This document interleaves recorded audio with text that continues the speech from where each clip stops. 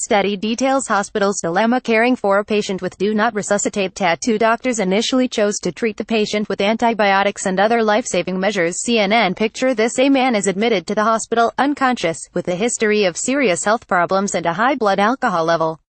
He has no identification and no family with him. On his chest, he has a tattoo: do not resuscitate. What would you do? It sounds like a worst-case scenario question from a medical ethics course, but it really happened recently at a Florida hospital. A newly published study in the New England Journal of Medicine explored the ethical and medical conundrums the staff faced when presented with a 70-year-old patient whose denial of potentially life-saving treatment was right there on his skin. According to the study, authored by a team of medical professionals from the University of Miami, the doctors attending to the man didn't want to honor the tattoo because there was no way to be absolutely sure that's what the man wanted. We initially decided not to honor the tattoo, invoking the principle of not choosing an irreversible path when faced with uncertainty, the study said. The doctors chose to treat the patient with antibiotics and other life-saving measures. However, they called in the hospital's ethics consultant, who had a different opinion. Differing view from an ethics consultant. Laws about do not resuscitate orders are sometimes complex and vary from state to state.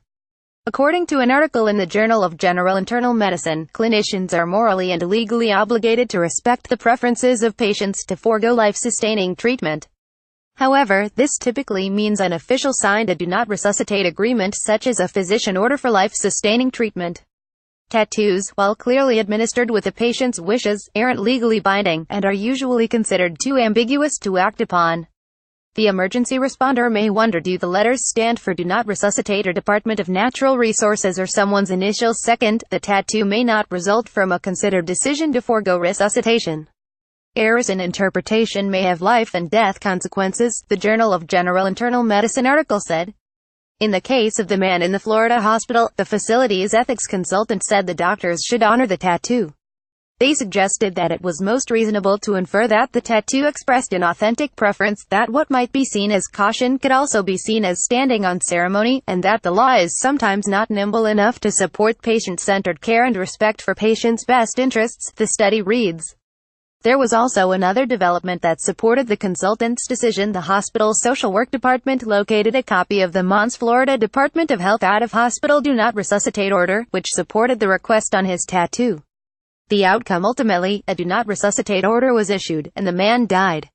The authors of the study said they were relieved to find his written DNR request, but the initial confusion over the tattoo brought up a curious issue that has been debated in the medical community on several occasions. CNN has contacted the authors of the study and is waiting to hear back.